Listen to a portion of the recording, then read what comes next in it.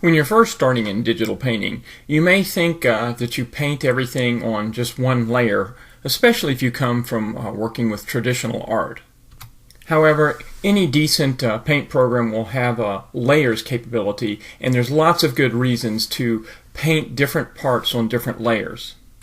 One good reason to use layers is that you can try out different things. Right here I've got a blue gradient background, but if I want a warmer look, I can change the background to a orange and red colored background, or a different variation of that. So the basic approach for most digital painters is to use layers, especially when you preserve things that you already like, and so you can try different approaches for shading and highlighting. There are also different effects that you can apply, such in Clip Studio Paint. You've got these filters that you can apply to your painting. Other programs use them in different locations, but you can apply all kinds of things to your painting. So this approach that we're going to talk about is the basic approach to digital painting that is the basis of almost all digital painting. The first step is to start with your sketch. It could be something that you scanned in or something that you draw directly with your digital tools. Here's a scan that I did of some art that I did at Hollywood Studios.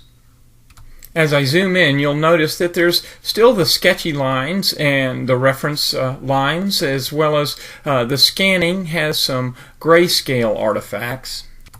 But you don't need to worry about that, because the next step depends upon what style that you want. If you're wanting to make it actually a true painting type of look, then you don't need to create a line art layer. But many artists like to create a line art or ink layer. So if you want to create clean line art, then what you do is you create a layer on top of your original sketch. And then you draw with your ink pen directly on top of your sketch. It's a good idea to use Stabilization if your program has it. So now if I hide the original drawing, we see that we just have the inks. Typically there's a checkerboard pattern to show you that there is actually no background. So the next step might be to create a background to help you as you do your painting. Some artists start with white, others start with a gray tone, and some even start with a color like a pink, believe it or not. That allows you to see if there's any holes as you paint. Once you like the quality of one of your layers, you can lock it. That's a good idea to prevent you from accidentally erasing it or making a change. Now you're ready to begin painting. The ink layer should be on top. Now, if you are doing more traditional type of painting, you don't even need an ink layer. You can have your original sketch on top. So when you're ready to paint, you actually create a layer underneath your sketch. Now notice it's a good idea also that you name your layers, because in digital painting you will often come up with quite a number of layers. So we actually, like I said, create the layer underneath. So I'm ready then to start painting.